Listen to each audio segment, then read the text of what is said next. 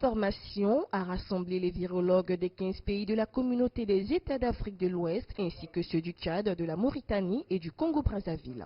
Après un premier atelier de niveau continental tenu il y a 15 jours à Dakar, cet autre atelier visait à mieux préparer les pays africains à faire face à d'éventuels cas de coronavirus. À la fin de la formation, chaque participant a bénéficié gratuitement de kits de détection rapide. Nous avons fait un tour sur les aspects théoriques qui concernent notamment l'épidémiologie de la maladie, les différents tests et aussi les mesures de biosécurité. Puis la deuxième partie a consisté à la pratique, n'est-ce pas, à tester quelques échantillons, n'est-ce pas, pour avoir les compétences pour qu'au retour dans notre pays, on puisse être à même de pouvoir tester les échantillons des cas suspects éventuellement. L'Organisation mondiale de la santé a déclaré que la Chine a un niveau de risque très élevé.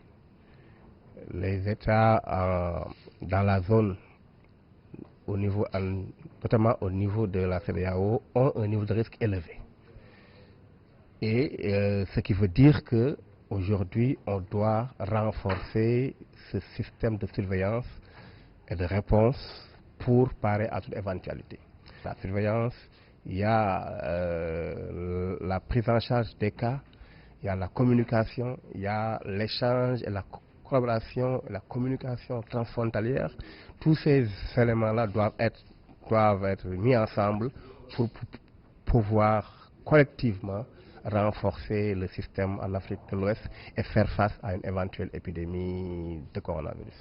Selon les autorités sénégalaises, le caractère inquiétant de cette épidémie impose à chaque État de se conformer aux règlements sanitaires internationaux.